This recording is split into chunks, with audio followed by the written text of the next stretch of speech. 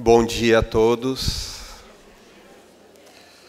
Oramos para que a presença de Deus, da nossa querida Joana, dos trabalhadores do alto que envolvem a todos nós, estejam presentes, fortalecendo não apenas o nosso ego transitório, não apenas a nossa curiosidade, mas também o ser divino que se encontra dentro de nós, clamando por realização, e que identifica nas palavras dos colegas aqui presentes ferramentas pelas quais utiliza-se no seu processo de evolução.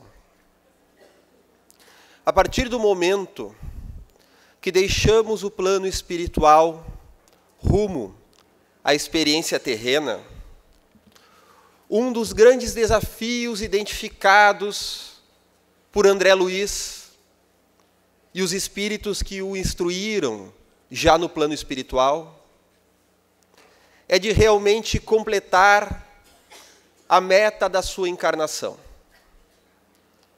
Pois temos inúmeros potenciais da alma, inúmeras capacidades de realização e ansiamos por elas, no fundo do nosso coração, naquela melancolia que nos fala Kardec em O Evangelho segundo o Espiritismo, de que algo nos falta, o contato com a vida maior, e por mais que tudo possa aparentemente ir bem aqui na Terra, nós ansiamos por esta vida dotada de sentido e dotada de significado.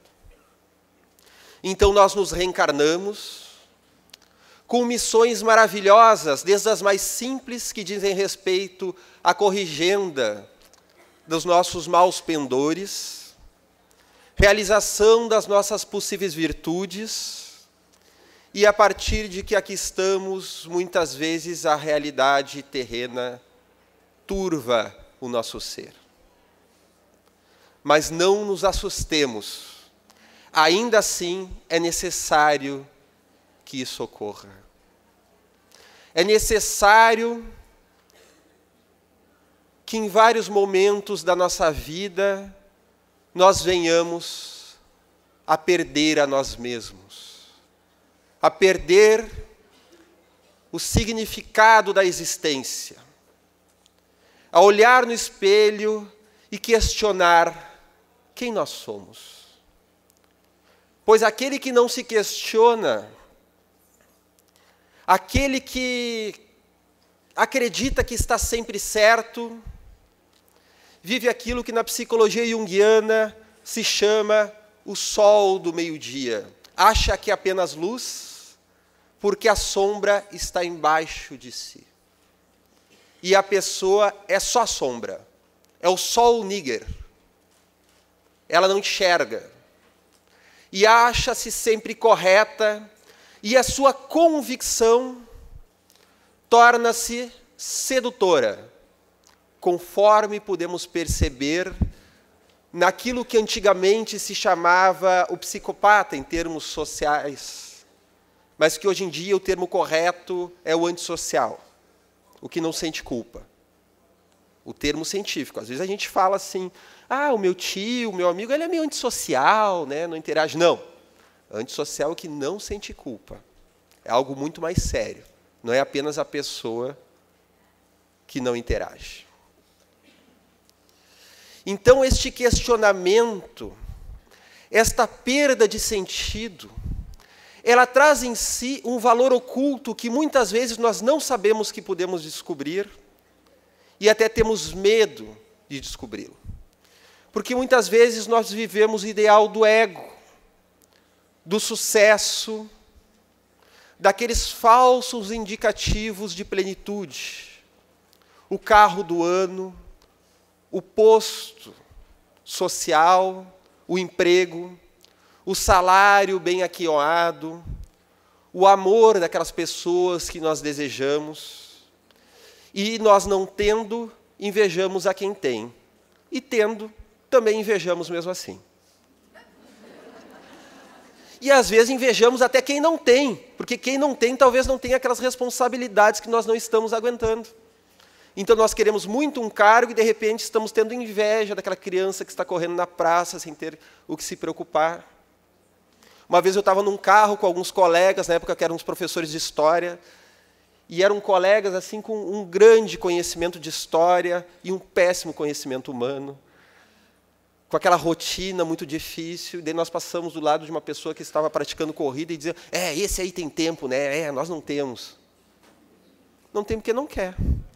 Às vezes é uma falta de organização, é uma falta de prioridades a olhar para dentro de si mesmo.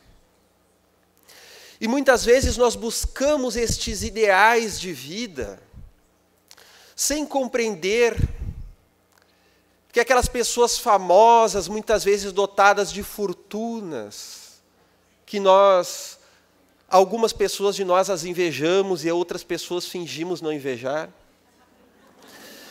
que são belas, maravilhosas, parece que tudo dá certo na vida delas.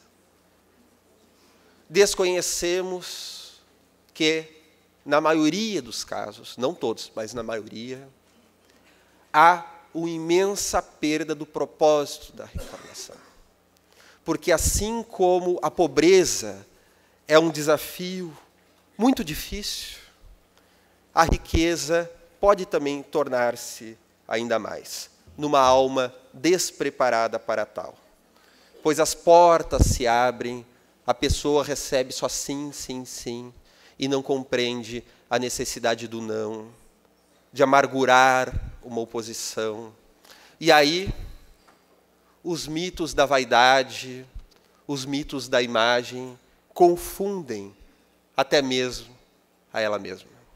Pois assim como a Michele estava falando antes do fake, de aparentar para fingir ser, nós estamos numa época dotada da imagem, do narcisismo, a fase da persona. E Jung nos fala que a persona e sombra são opostos. Quanto mais nós hipervalorizamos a persona, sabemos que ela tem um papel, é necessário, é uma ferramenta social. Graças a Deus eu não estou aqui de pijama falando com vocês, então a minha persona me garante que eu venha mais ou menos apresentável, para não desagradar a todos. Não precisa ser requinte, mais ou menos apresentável. Mas o mito da persona, o mito do parecer, do aparentar, do fazer-se de conta, escondendo os nossos conflitos que carregamos dentro de nós, naturalmente carregamos muitos. Esconder com medo que as pessoas o percebam. Então nós temos medo no trabalho, que as pessoas percebam o nosso conflito, temos medo dentro do lar, nas nossas atividades, diante dos nossos filhos, queremos manter firmeza, mas mal eles sabem que a gente está com medo daquela ferinha infantil que ali se encontra, porque nós também temos a nossa criança interior, e nós projetamos, às vezes, na criança a nossa carência. E tantas vezes temos medo, principalmente na casa espírita, pois aí, e se o colega que tem vidência está percebendo o que eu estou passando? Ele olhou para o meu peito, ele viu que o meu chakra cardíaco deve estar desalinhado. Mas a pessoa está lendo o que está escrito na nossa roupa, olha que bonito o que está escrito. Percebeu que o meu chakra está desalinhado, meu Deus. Ele sabe, deve estar vendo um obsessor pendurado no meu ombro. E agora? Não se preocupem se a pessoa está vendo. É claro que está. Mas as percepções mediúnicas, elas desafiam o ser para que compreenda um pouco mais, que aceite um pouco mais. Chico Xavier, vivendo os desafios dentro do lar, Divaldo Franco, compreendendo que não era tão amado pelo seu pai como gostaria, nem por isso ele deixou de amar. E muitas vezes nós temos o sentimento de nos perdermos. Não vou falar apenas daquela perda da personalidade, que também é importante, aquela que o adolescente vive muito mais e o adulto finge que não vive. Quem sou eu? Sou fulano ou sou ciclano? Eu sou bondoso ou eu sou raivoso? São as incongruências que carregamos dentro de nós. E o jovem, ele parte daquela idealização dos pais para descobrir qual é o papel dele no mundo, então ele se perde. Mas vamos falar de uma perda ainda mais profunda. A perda do contato do ego com o self. Pois todos nós, em algum momento de nossas caminhadas, já assim o sentimos. Nós temos aquele gosto da mediunidade, da caridade, da bondade, do encontrarmos-nos conosco mesmo em algum momento da nossa vida. É o que Robert Johnson fala do mito do rei pescador, que ele prova o gostinho do peixe e depois ele perde. E ele passa então o périplo de uma vida até reencontrar a realização daquele gostinho que ele sentiu naquele momento. Todos nós temos isso em algum nível. Todos nós temos um chamado, até o mesmo cético já teve alguma vivência mediúnica em sua vida, apesar de buscar negar. E muitas vezes nós nos sentimos desconectados da nossa caminhada, e essa desconexão é extremamente importante. Por isso, Joana de Ângeles, no livro Em Busca da Verdade, fala do perder-se e do achar-se. Eu botei aqui na palestra encontrar-se, né? Porque achar-se, às vezes, a gente se acha o tempo inteiro, né? Então, vamos usar uma outra palavra para ficar mais preciso, o encontrar-se, que é o nosso grande desejo da alma. Em tão poucos, assim o fazemos. Lembro quando eu li o livro Missionários da Luz pela primeira vez, eu acredito que naquela época eu tinha uns 23 anos de idade, em que era explicado a André Luiz de que haviam espíritos que, muito poucos eles, haviam reencarnado com o propósito da alma e realizado plenamente aquele propósito. Não necessariamente era uma fama. Muitos deles ficaram desconhecidos, mas que conseguiram realizar até mesmo na pobreza, até mesmo na derrota, até mesmo numa deficiência física ou numa feiura, para a alegria da maioria de nós. Eles puderam realizar-se, perdendo para o mundo, aparentemente, porém ganhando para a alma. Seriam os espíritos que eles chamaram dos completistas. Eu tinha 23 anos, muito jovem, e na época eu pensei assim, já era, completista não dá mais, né? Pensei, será que existe 50%ista? Para quem sabe eu tenho ainda algum mérito a partir de agora, mas eu vou descobrir isso só mais tarde, né? Mas então, nós descemos com o propósito da alma, e tão poucos assim realizamos este propósito. E nós nos adornamos de títulos, de mimos, de necessidade que os outros enxerguem em nós aquilo que dificilmente temos capacidade de enxergarmos. Dentro das doutrinas espiritualistas, uma vez fiquei sabendo de um determinado estilo de artes marciais em que o discípulo chega num nível quase a mestre e o mestre manda ele embora, diz que ele não merece mais o mestre. A pessoa fica com o rabo no meio das pernas, fica triste, sai pelo mundo a encontrar o seu mestre. Ele diz, vai ao mundo, você vai encontrá-lo. E ele só se dá conta disso quando ele percebe que ele é mestre dele mesmo. Aí o discípulo chegou ao ponto do mestre. Talvez eu tenha dado spoiler para alguém, né? Mas, por isso não vou falar o estilo. Gravei isso quando fiquei sabendo desse tipo de aprendizado. De encontrarmos dentro de nós o nosso mestre interior. E é isso que Jesus deseja.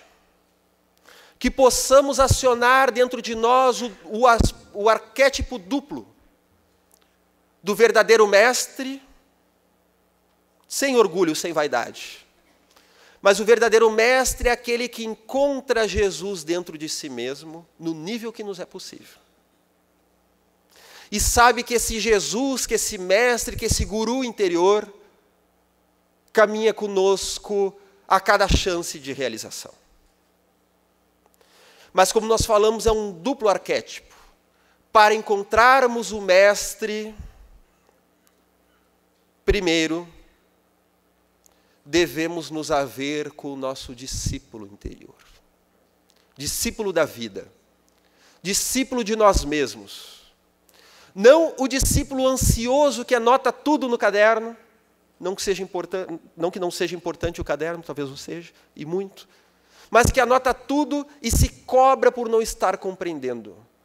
Mas muito ao nível oriental, aquele discípulo que ouve um koan, como aqueles koans japoneses que a pessoa ouve, será que eu entendi? Vou fingir que sim.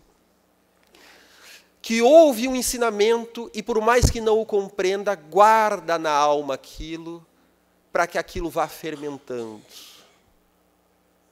Porque muitas vezes mais importante que a resposta imediata é viver aquela pergunta.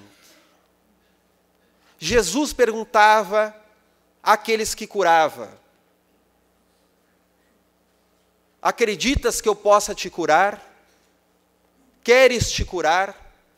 Acionando aí o terapeuta interior da pessoa e, ao mesmo tempo, o discípulo. Aquele que aceita a doença de coração e deseja a cura, não por revolta à doença, mas por encontrar-se com as próprias responsabilidades. Uma vez, estava próximo da minha formatura em psicologia, já era a segunda, menos traumática, a história foi traumática. E estávamos na prova de toga e havia uma colega muito triste ao meu lado, na prova de toga, e ela disse o seguinte, que ela tinha uma vontade muito grande de trabalhar na psicologia, mas agora, próximo de se formar, ela duvidava das suas capacidades. E eu perguntei por quê. Ela disse o seguinte, que naquele último ano, ela havia sido tomada por uma depressão fortíssima, que a fez afastar-se de quase tudo. Afastou-se da vida social, afastou-se do seu trabalho, era uma bombeira, ela não podia então realizar o seu trabalho. Mal e mal ela pôde dar continuidade com a faculdade de psicologia. Àquela altura ela já estava restituída, já estava melhor, mas carregava em si aquele medo, como é que eu vou atender alguém que tem depressão? Como se ela tivesse um rabo preso para com a doença.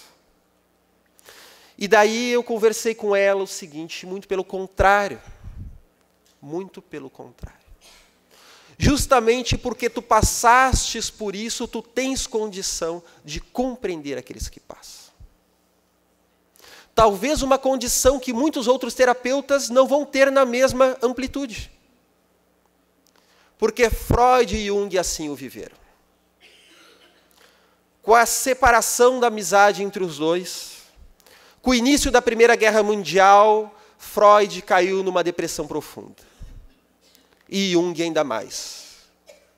Jung passou pelo processo que chama-se a perda da alma, que fala, nesse linguajar das tribos antigas, perda da alma, da perda do contato com a própria realidade do seu inconsciente, do si mesmo, em que tudo perde sentido. O fazer se torna protocolar, existe uma perda de energia muito grande, pode vir também a depressão, as insônias, a regressão da personalidade com perigos destrutivos. Mas é também um chamado para o encontro consigo mesmo.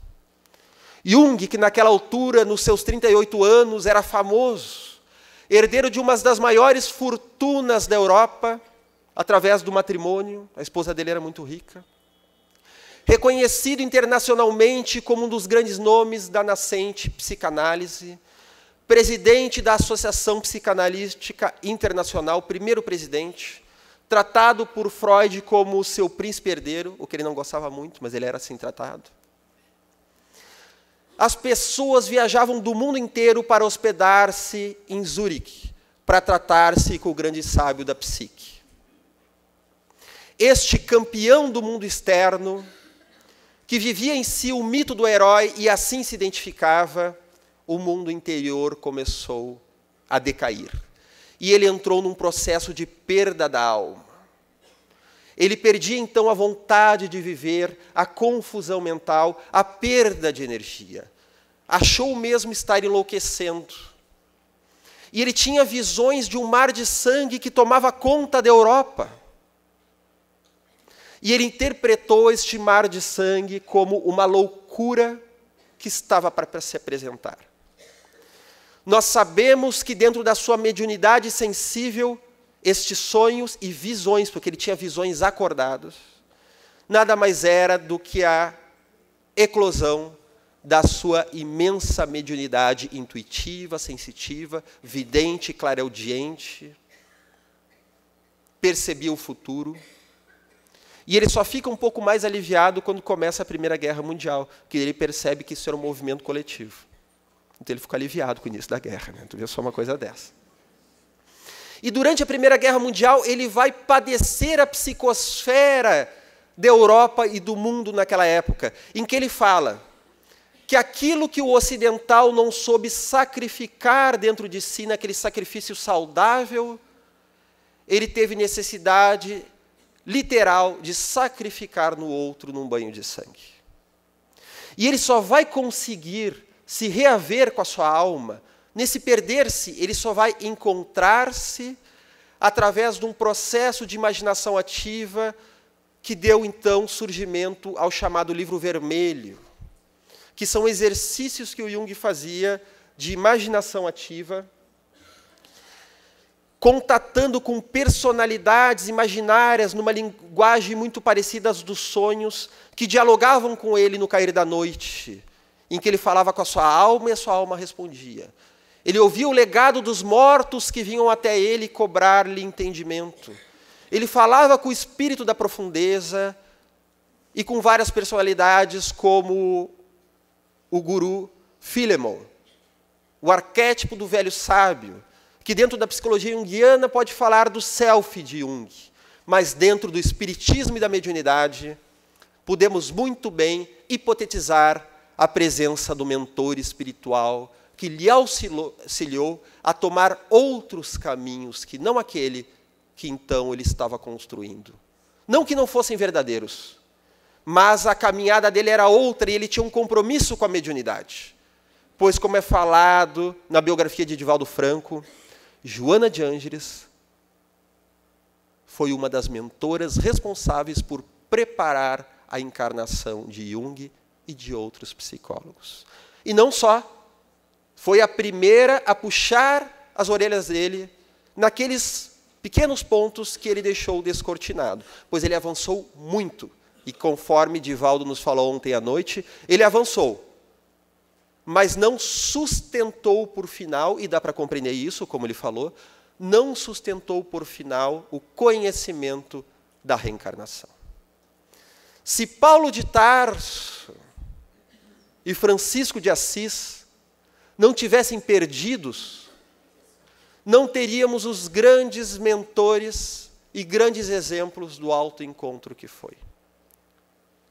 Pois Francisco de Assis, vivendo o ideal cavaleiresco, aquele mito da Idade Média, ele se perdeu entre os prazeres do mundo para depois achar-se como imitação de Cristo, vivendo o que o Cristo viveu e dando condições que o seu self se manifestasse, ele que era o apóstolo João reencarnado.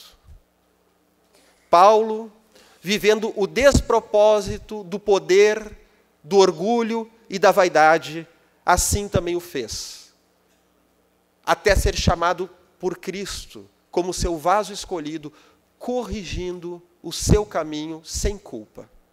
Ele também perdeu. E eu vou dizer uma coisa, já nos nossos 2 minutos finais.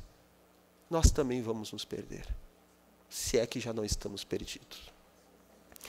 Nos perderemos muitas vezes no nosso caminho de forma angustiante, porque o ser humano sempre se perde em sua escalada ascensional. O ato de perder-se permite correção de rotas e revisão de metas.